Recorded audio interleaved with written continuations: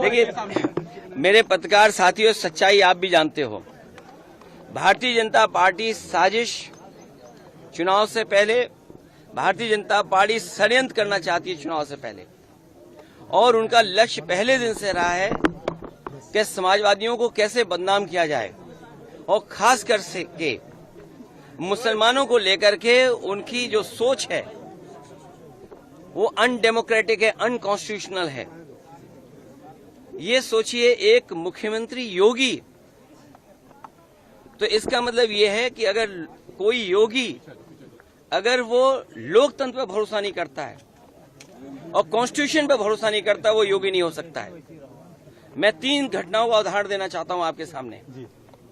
पहली घटना हाथरस, जिसमें एक साधु संत के कार्यक्रम के लिए परमिशन के लिए भारतीय जनता पार्टी के विधायक और नेताओं ने लिखा था, लेकिन जो प्रशासन को काम करना चाहिए था, जिस जिम्मेदारी से सुरक्षा और उन चीजों का इंतजाम करना था, वो नहीं किया, जिसका परिणाम ये हुआ कि बड़ी संख्या में लोगों की जान चली गई।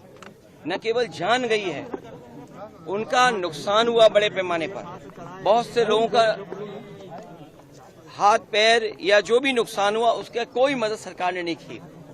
दूसरा, आपने देखा होगा गोमती नगर में, और जब मुख्यमंत्री ने सदन में ये कहा, सूची तो हालांकि बहुत लंबी थी, इसमें पुलिस का दोष कम है, पुलिस तो पूरी सूची दी थी, लेकिन भारतीय जनता पार्टी के जो मुख्यमंत्री और सरकार है वो ये चाहती है कि पुलिस भी भारतीय जनता पार्टी की कार्यकर्ता बन जाए। ये जो नए तरह का काम हो रहा है कि पुलिस को भी ये भारतीय जनता पार्टी का कार्यकर्ता बना रहे हैं। जब पुलिस ने सूची दी सब नामों की, तो आखिरकार मुख्यमंत्री जी ने केवल यादव और मुस्लिम का नाम क्यों पढ़ा?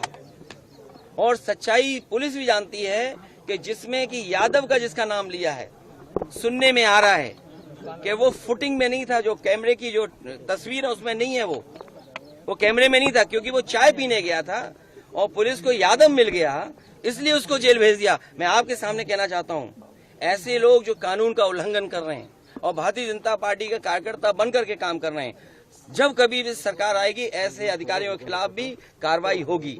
और तीसरा उदाहरण, अभी रुक जाइए, तीसरा उदाहरण अयोध्या का, जिसमें कोई पॉलिटिकल पार्टी, अगर समाजवादी पार्टी ये बात कहती है कि डीएनए टेस्ट होना चाहिए, कैसे मुख्यमंत्री हैं ये, इन्हें कौन राय दे रहा है? ये कानून किसका संशोधित है? ये इन्हीं का संशोधित कानून है 2023 का, जिसमें ये कहा गया है कि डीएनए टेस्ट होना चाहिए अगर 7 साल से ज्यादा किसी की सजा का कोई प्रावधान है तो क्या गलत मांगा? और उनके परिवार के लोग कह रहे हैं, और वहां भी पुलिस सच्चाई जानती है, हमारे पत्रकार साथी भी जानते हैं सच्चाई। वहां की पुलिस जब बीजेपी के इशारे पर और वो सच्चाई से अगर काम करना चाहते तो उन्होंने क्या किया? उन अधिकारियों के खिलाफ कार्रवाई कर दी। तमाम अधिकारी ऐसे हैं जो कह रहे हैं कि हमें तो नौकरी बचानी है, हम क्या करें?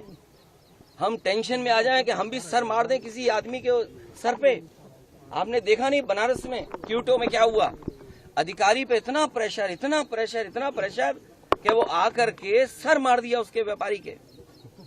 सोचिए आप, इसमें तमाम ऐसे लोग हैं, आप अकेले में बात करना कितने प्रेशर में जीवन जी रहे हैं।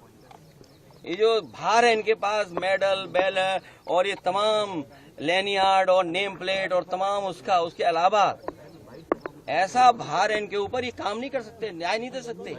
और उसका परिणाम ये हुआ कि भेदभाव कर रहे हैं, और ये भेदभाव इसलिए कर रहे हैं कि इनको हर जगह राजनीति दिखाई दे रही है, वोट दिखाई दे रहा है।